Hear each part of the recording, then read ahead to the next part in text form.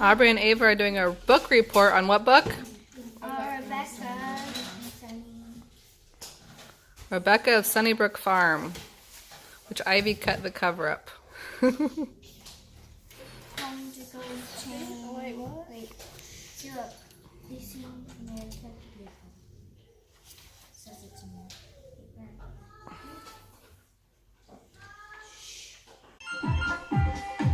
This is what PE looks like today. It is done.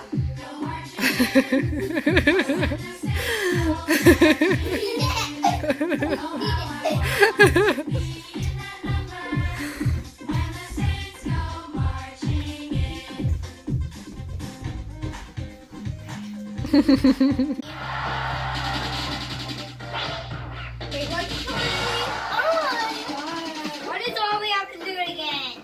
Third. Oh, it's by age again. What is always false? Because she's the oldest. Alice. I came to tell the kids to turn off their lights and go to sleep, and Ella's already sleeping with her book open. So the last couple of days I've been working on Valentine's Day door hangers. I'm going to be having a mom's night out this month, as well as a mom and me painting session.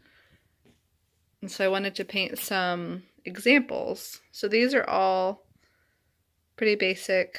And then obviously they can add words like Happy Valentine's Day or whatever they like. But so we have the Hershey's Kiss, and I love this truck. It's one of my favorites. And these lips, which I also love. And this mason jar with hearts, which I also love. But I did something kind of cool with the hearts. So I made 7 hearts, the bigger ones, basically for each person in our family. So the blue ones I'll put Eli and Justin, the purple ones like me and Aubrey, and then the pink ones Ava, Ella, and Ivy. And then at the top you could write Happy Valentine's Day, or the Stary family, or our hearts are full, or just something super cute. And then here is the heart. So I have a whole bag of tulle. Okay. And I've got this really cool sparkly kind in several colors. Look at my face. There is glitter in my eye. My eye is like irritated. This stuff like falls all over the place. It's beautiful, but it's super messy. I also did another winter shape. It is a sled, like the old-fashioned red kind. And you can put like a big S on it for Starry, or right, like, oh, what fun, or I don't know. It's just, I think it's really cute. So I'm going to get all of these listed on Etsy tomorrow after I get some good pictures of all of them. Our shop name is Stary Farm, so if you want to order one, they are $30 each. Shipping is $7. You only pay shipping the one time. Each additional item, the shipping is free as long as they're all being shipped together. So on Etsy, all the pieces will be made to order. You can get them personalized. You can add words at no additional charge. You can customize them. You can just tell me which colors you would like different. Or like for the Valentine's mason jar one, where I have the 7 hearts for everyone in our family. You can have the number of hearts adjusted. Day 7's reading for Bible in a Year Challenge is going to come from Genesis 26 through 27 and Psalms 4. Genesis chapter 26. Isaac deceives Abimelech.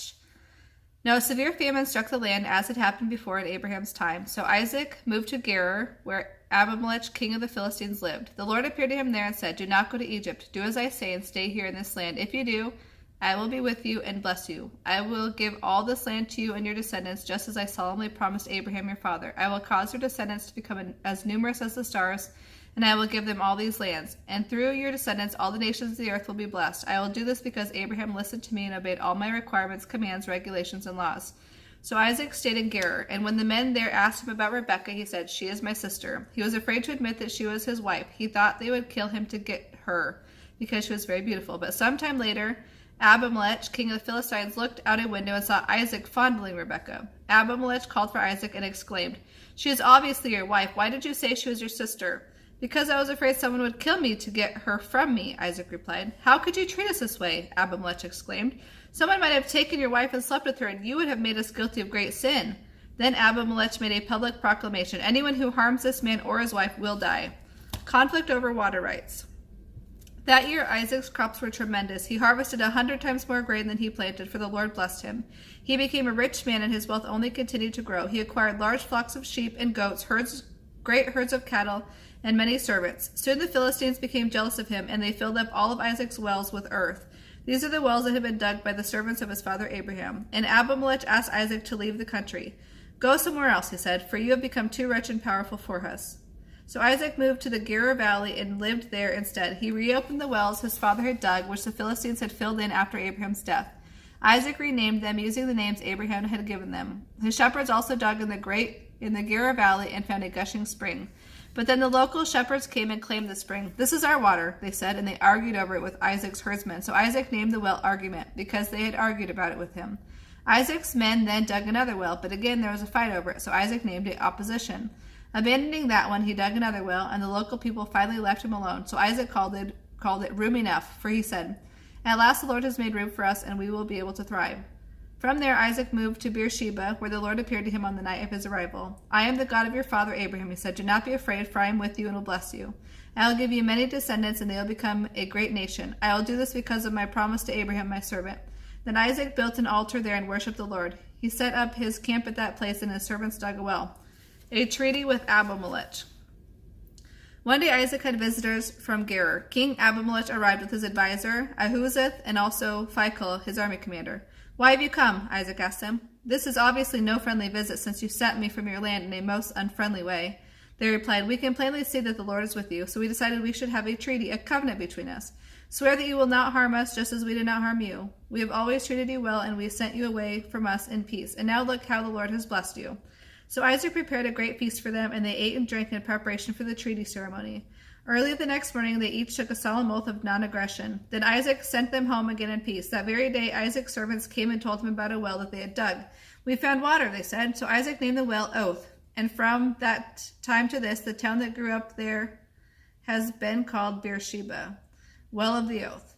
At the age of 40, Esau married a young woman named Judith, the daughter of Beeri the Hittite. He also married Basemath, the daughter of Elon the Hittite. But Esau's wives made life miserable for Isaac and Rebekah. Chapter 27. Jacob steals Esau's blessing. When Isaac was old and almost blind, he called for Esau, his older son, and said, My son? Yes, father, Esau replied. I am an old man now, Isaac said, and I expect every day to be my last. Take your bow and a quiver full of arrows out into the open country and hunt some wild game for me. Prepare it just the way I like it so it's savory and good, and bring it here for me to eat. Then I will pronounce the blessing that belongs to you, my firstborn son, before I die. But Rebekah overheard the conversation. So when Esau left to hunt for the wild game, she said to her son Jacob, I overheard your father asking Esau to prepare him a delicious meal of wild game. He wants to bless Esau in the Lord's presence before he dies. Now, my son, do exactly as I tell you. Go out to the flocks and bring me 2 fine young goats. I'll prepare your father's favorite dish from them. Take the food to your father, then he can eat it and bless you instead of Esau before he dies. But mother, Jacob replied, he won't be fooled that easily. Think how hairy Esau is and how smooth my skin is. What if my father touches me? He'll see that I'm trying to trick him, and then he'll curse me instead of blessing me. Let the curse fall on me, dear son, said Rebekah. Just do what I tell you. Go out and get the goats. So Jacob followed his mother's instructions, bringing her the 2 goats. She took them and cooked a delicious meat dish just the way Isaac liked it. Then she took Esau's best clothes, which were there in the house, and dressed Jacob with them. She made him a pair of gloves from the hairy skin of the young goats, and she fastened a strip of the goat's skin around his neck. Then she gave him the meat dish with its rich aroma and some freshly baked bread. Jacob carried the platter of food to his father and said, My father? Yes, my son, he answered. Who is it, Esau or Jacob? Jacob replied, It's Esau, your older son. I've done as you told me. Here's the wild game, cooked the way you like it. Sit up and eat it so you can give me your blessing. Isaac asked, How are you able to find it so quickly, my son? Because the Lord your God put it in my path, Jacob replied. Then Isaac said to Jacob, Come over here. I want to touch you to make sure you really are Esau. So Jacob went over to his father, and Isaac touched him. The voice is Jacob's, but the hands are Esau's, Isaac said to himself. But he did not recognize Jacob because Jacob's hands felt hairy just like Esau's. So Isaac pronounced his blessing on Jacob. Are you really my son Esau? He asked. Yes, of course, Jacob replied. Then Isaac said, Now my son, bring me the meat. I will eat it, and then I will give you my blessing. So Jacob took the food over to his father, and Isaac ate it. He also drank the wine that Jacob served him. Then Isaac said, "Come here and kiss me, my son." So Jacob went over and kissed him. And when Isaac caught the smell of his clothes, he was finally convinced, and he blessed his son. He said, "The smell of my son is the good smell of the open fields that the Lord has blessed. May God always give you plenty of dew for healthy crops and good harvests of grain and wine. May many nations become your servants. May you be the master of your brothers. May all your mother's sons bow low before you. All who curse you are cursed, and all who bless you are blessed." As soon as Isaac had blessed Jacob, and almost before Jacob had left his father, Esau returned from his hunting trip. Esau prepared his father's favorite meat dish and brought it to him. Then he said, "I'm back, father, and I have the wild game. Sit up and eat it so you can give me your blessing." But Isaac asked him, "Who are you?" "Why, it's me, of course," he replied. "It's Esau, your older son." Isaac began to tremble uncontrollably and said, "Then who was it that just served me wild game? I have already eaten it, and I blessed him with an irrevocable blessing before you came." When Esau understood, he let out a loud and bitter cry. "Oh, my father, bless me too," he begged. But Isaac said, "Your brother was here, and he tricked me. He has carried away your blessing." Esau said bitterly, "No wonder his name is Jacob, for he has deceived me twice, first taking my birthright and now stealing my blessing. Oh, haven't you saved even one blessing for me?" Isaac said to Esau, "I have made Jacob your master, and I have declared that all his brothers will be his servants. I have guaranteed him an abundance of grain and wine. What is there left to give?" Esau pleaded, "Not one blessing left for me? Oh, my father, bless me too." Then Esau broke down and wept. His father Isaac said to him, "You will live off the land and what it yields, and you will live by your sword. You will serve your brother for a time, but then you will shake loose from him and be free." Jacob flees to Padan Aram. Esau hated Jacob because he had stolen his blessing, and he said to himself, "My father will soon be dead and gone, then I will kill Jacob." But someone got wind of what Esau was planning and reported it to Rebekah. She sent for Jacob and told him, "Esau is threatening to kill you. This is what you should do. Flee to your uncle Laban in Haran. Stay there with him until your brother's fury is spent. When he forgets what you've done, I will send for you. Why should I lose both of you in one day?"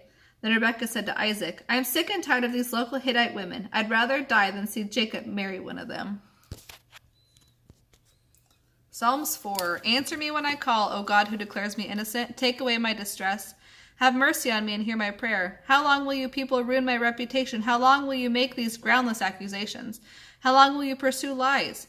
You can be sure of this. The Lord has set apart the godly for himself. The Lord will answer when I call to him.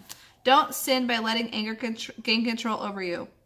Think about it overnight and remain silent. Offer proper sacrifices and trust in the Lord. Many people say, "Who will show us better times? Let the smile of your face shine on us, Lord."